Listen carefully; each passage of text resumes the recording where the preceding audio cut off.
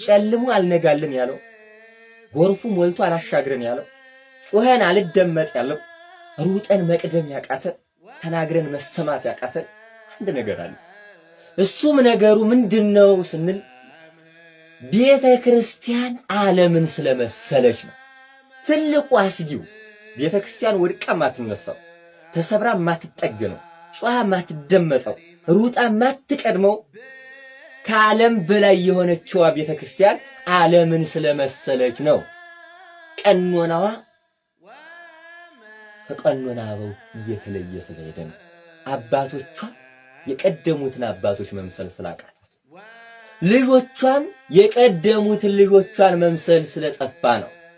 አስቡ። ዓለምን የመሰለች ቤተ ክርስቲያን በፍጹም ዓለምን አታሸንፍም። በዓለምም ጉቦኝነቱ አለ፣ በቤተ ክርስቲያንም ጉቦኝነቱ አለ። በዓለምም ዘረኝነቱ አለ፣ በቤተ ክርስቲያንም ዘረኝነቱ አለ። በዓለምም አድልዎ አለ፣ በቤተ ክርስቲያን ውስጥ ማድልዎ አለ። ታዲያ ዓለምን የመሰለች ቤተ ክርስቲያን እንዴት ዓለምን ታሸንፋለች? አታሸንፍም። ለምን? ከዓለም ወጣ ያለች ቤተ ክርስቲያን ስለነበረች ነው። አባቶቻችን ዓለምን አንቀጥቅጠው ቤተ ክርስቲያን ላይ ወጣ ብለው ይኖሩት። ለነገር ግን አለ ያዕቆብ ዘንጽዊን አንድ ቃል ይናገራል።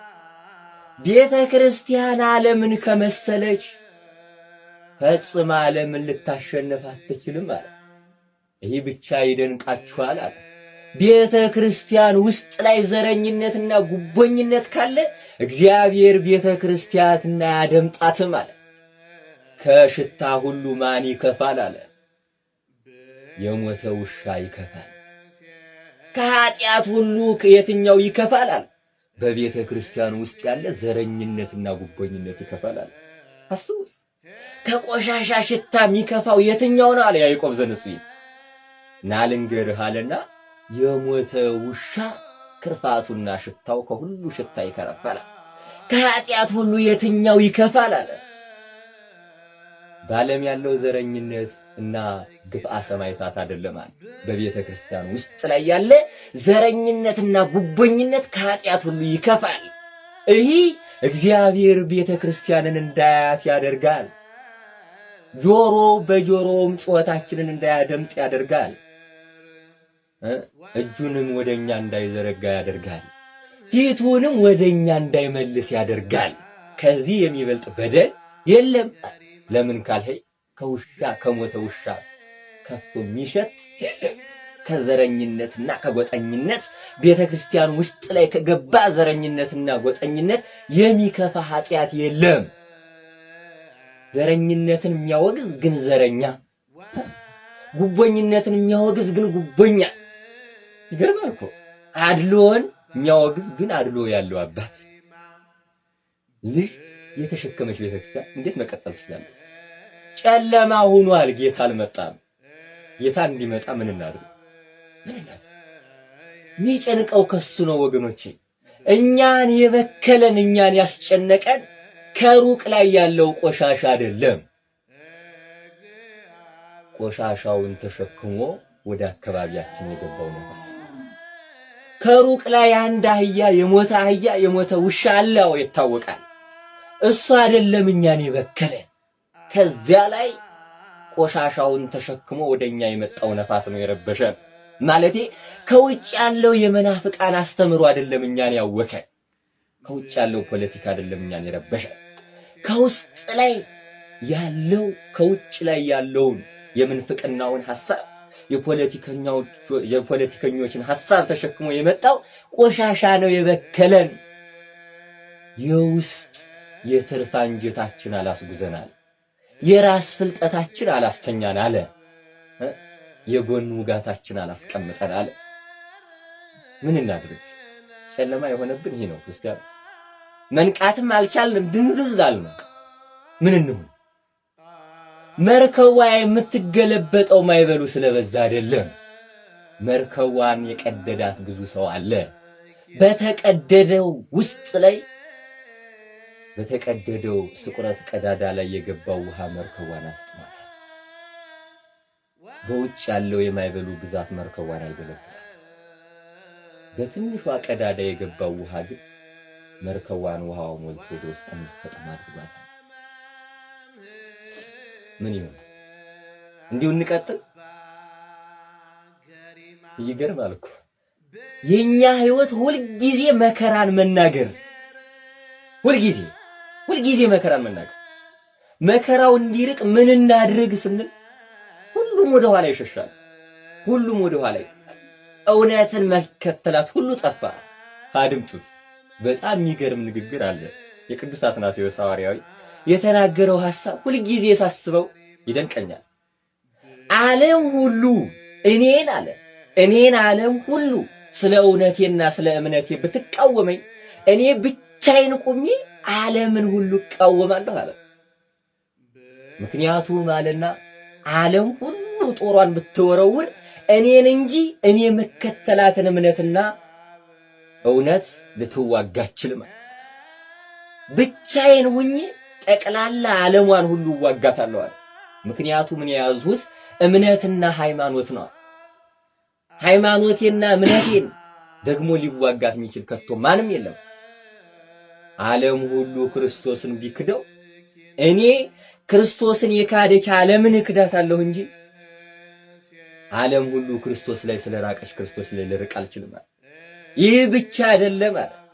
ሮማውያን ነገስታት ሰይፋቸውን ስለው ጦራቸውን ገትረው ወደ እኔ ቢመጡ እነሱን እቃወማለሁ እንጂ የነሱ መከራ ስለበዛብኝ እኔ ከክርስቶስ ብያለሁ። ቤተክርስቲያን ዓለም ቤተክርስቲያንን ልታደምጥ ይገባል እንጂ ቤተክርስቲያን ዓለምን ልታደምጥ አይገባትም ማለት። ወንጌል ቤተ መንግስቱን ሊገዛ ይገባል እንጂ ቤተ መንግስት ቤተክርስቲያንን ሊገዛት አይገባም። ምክንያቱም ከክርስቶስ የበለጠ ንጉስ የለምና። ወረወር የሚወጋው ጦር በግራ እጅ ሲወረውሩት እንደማይወጋ ሁሉ ቤተክርስቲያን ኃይል ቢኖራትም በህብረትና በፍቅር ታሸንፍ የነበረች ቤተክርስቲያን እርስ በርሷ ከተለያየች ግን የሾለን ጦር በግራ እንደመወርወር ነው። ቀኝ የሚወረወረውን ጦር በግራ ወረወር ነው። ለዚያ ነው መውጋት ያቃተን። በብርሃን የሚሰራውን ስራ ደግሞ በጨለማ አስቀጠል ነው። ለዚያ ነው ህይወታችንን ማስቀጠል ያቃተን። አንደኛው አመክንዮ ይህ ነው። ለምን ካልነ በቤተክርስቲያናችን ውስጥ ላይ ያለው ትልቁ ደዌ አንደኛ ተናቦ አለመስራት። ሁሉም እየራሱን ነው የሚሮጠው። አንዱ አንዱን ይነቅፋል፣ ህንፃውን ይጎልላል። ትልቅ ህንፃ አለን፣ ትልቅ ሰው ግን የለንም። ምን እናድርግ? ብዙ ብር አለን፣ ብዙ መልካም ህሊና የለንም። ኢትዮጵያውያን እኮ ሁልጊዜ ለህንፃ ቤተክርስቲያን ብር በማስለመን ነው ጊዜያችንን የጨረስነው። መቼ ነው የምንቆርበው? መቼ ነው የምንጸልየው? መቼ ነው የምንሰግደው? መቼ ነው የምናነባው? መቼ ነው ንስሐ የምንገባው? ሁልጊዜ ህንፃ ሰራን። ታዲያ ዓለም ላይ መፍረድ ምን ያስፈልጋል? አረ ድሆችን እያፈናቀሉ መስመር ሰሩበት ይላል ሰው። እንዴ የምዕመናን ሰዎች በራብ እየሞቱ መስመር ተገነባ ይላል ሰው አይደለ? ታዲያ ለምንድን ነው 71,000 ከእጅ ወደ አፍ የሚሉት የሌላቸው ምዕመናን ወድቀው ህንፃ መስራት የጀመርነው? ከየት ላይ ብንጀምር ነው ውጤታማ ምን ሆነው? መጀመሪያ ከሰዎች ብንጀምር አይሻልም ነበር? የአንድ ወንድም ሲያወራኝ ኢትዮጵያውያን በዚህ መቼም በመስመር ስትሄዱ አይተች ታውቃላችሁ አይደል? እኛው ነን መቼም እና በመስመር ስንሄድ ሁሉ ይላል። ጴንጤ ከኪሱ እያወጣ ብር ይሰጣል፣ ግን እነዚህ ለማኞች መቼ ነው የሚያልፍላቸው? ቤተ ክርስቲያን ከለመነች አለ ቅዱስ ዮሐንስ አፈወርቅ የተሰሎንቄን መልእክት ሲተረጉም፣ ቤተ ክርስቲያን ከለመነች ሃይማኖት በሌላቸው ሰዎች መነቀፉ አይቀርም። ቤተ ክርስቲያን ከለመነች ሃይማኖት በሌላቸው ሰዎች መነቀፉ አይቀርም። ሙስሊሙም ብሩን ይሰጥና እነዚህ ለማኞች መቼ ነው የሚያልፍላቸው ይለናል። ጴንጤውም ቢሱ ላይ አውጥቶ 100 ብር ይወረውርና እነዚህ የሰው ወዝ ማይጸየፉ መቼ ነው የሚያልፍላቸው ይላል። የኛ የወደቀው ስንት ነው? ያንን ማንሳት ስላቃተን ነው። መጀመሪያ ከምዕመናን ከድሆች መስራት ሳንችል ከህንፃ መስራት ስለጀመርን ነው። ትልቁ ውድቀት የገጠመን ይህ ነው። ገሌን ያህል ብር አስገብቷል፣ ግን ስንት ነው ሳይበላ የሚያድረው? እኔ እኮ ሩሲያ ወይንም ሌሎች አብያተ ክርስቲያናት ሲሰሩ አይተን ከሆነ የ30 ዓመት ጎልማሳ የተሸከመውን ሸክም እኛ እኮ የ3 ዓመት ሰው ሆነን እንሸከመው ብለን እኮ ነው የወደቀ። እነዚያ መጀመሪያ ነዳያኖችን ጠውረው ነው ህንጻ ቤተክርስቲያን መስራት የጀመሩት። ግብጽንም ብትመለከተው ሩሲያ፣ ሌሎችም በውጭ ያሉት አብያተ ክርስቲያን። እኛ ግን መጀመሪያ 70 ምናምን ሺህ ነዳያን ወድቀው እያለ የቤተክርስቲያኑ አስተምሮ ምን ሆነ? እገሌ ቤተክርስቲያን ተተከለ። ከዚያ አጨብጭብ። ከዚህ የተሸክሞ የሄደው ልምድ አንድ ወንድም ሲነግረኝ ኢየሩሳሌም የልደት አንድ ላይ ሄደው ግብፃውያን፣ ህንዳውያን፣ ሌሎች መቼም ታውቃላችሁ ከጌታ መቃብር ላይ ሊሳለሙ መጥተው የኛ ኢትዮጵያውያን ፒፕሲ ዳቦ የሚገዛ ጧፍ የሚገዛ ኢየሩሳሌም እንኳን ሄዶ ልመና ማለት ነው። እዚህ ህይወት ላይ መቼ ነው የምንወጣ? ኧረ ኢትዮጵያውያን ከሀገራችሁ ያመጣችሁትን ልምድ ከዚህ ማልተዋችሁትም ብሎ አንድ ግብፃዊ ስቆብን ሄደ። ከዚያ አይሻል ከየት እንሰራ? ጨለማው እንዲርቅ ምን እናድርግ? የተራቡትን እናብላ፣ የተጠሙትን እናርዳ፣ ስደተኞችን እንመልስ፣ የታሰሩትን እናስፈታ። አንድ ድምፅ ይኖራል፣ የህብረት ጉልበትም ይኖራል። ትዕግስትና ጸሎትም ከኛ ይሁን። ማሸነፍና ሰላምን በውስጣችን ይመላለስ። ያለዚያ ደክመን ሩጫችን ሁሉ ከንቱ ይሆናል። ጨለማው ጌታ አልመጣም ነበርና ጨለማው ሰፍቶ ነበር ያለም ይሄ ከገባን ከዚህም በኋላ ህንጻ በመስራታችን ካስቀጠል ነው የተራቡትን ሳናበላቸው፣ የተጠሙትን ሳናረካቸው፣ የታሰሩትን ሳናስፈታቸው፣ ያዘኑትን ሳናረጋጋቸው፣ ራቁታቸውን በየመንገዱ ወድቀው እያሉ ሲጨንቃቸው እኩሎቹ ወደ ሌላ እምነት ሲሄዱ እኛው ደግሞ የዕለት ጉርስ እንኳን መስጠት አቅቶን ህንጻችንን ስንገነባ ጨረሱን ሁሎች። አንድ ጴንጤ ምን እንዲህ ብሎኛል። እውነቴን ነው የምናገር፣ እየቀለድሁና ወይንም ደግሞ የስሜት ንግግር ስለሆነ አይደል። እናንተ ህንጻ ገንብታችሁ ስትጨርሱ እኛ ሰዎችን ወስደን የእናንተ ህንጻ ብቻውን ቁሞ ይቀራል። እስከዛሬ 50 ዓመት ይህን እንደምናደርገው አትጠራጠራሉ።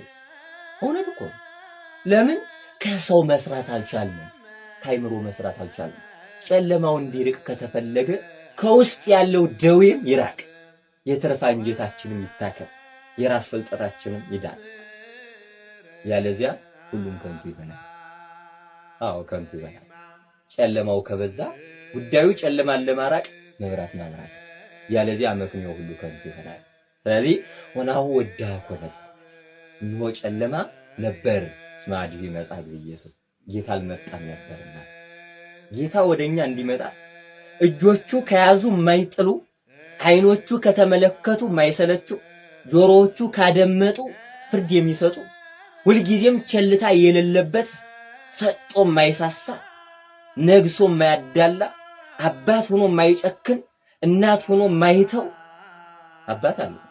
ያ አባት ፊቱን ከኛ ስላዞረብን ነው መከራው እያደረ እንደማይበል ከማይቆጠር ድረስ እየበዛብን ሄደው። እዚህ መለስ እንበልና ምን እንበል ማለት ነው? ጨለማው እንዲርቅ እንደ ሐዋርያት የህሊና ጸሎት እናድርግ። ጌታ በማይበሉ ይመጣል። መርከቡ ለዕለቱ ላይ እናታች ቢልም ማይበሉን ጸጥ የሚያደርገው ጌታ ወደኛ ይመለከታልና መስራት ያለብንን ከዓለም ለየት ያለ ህሊና እንዲኖረን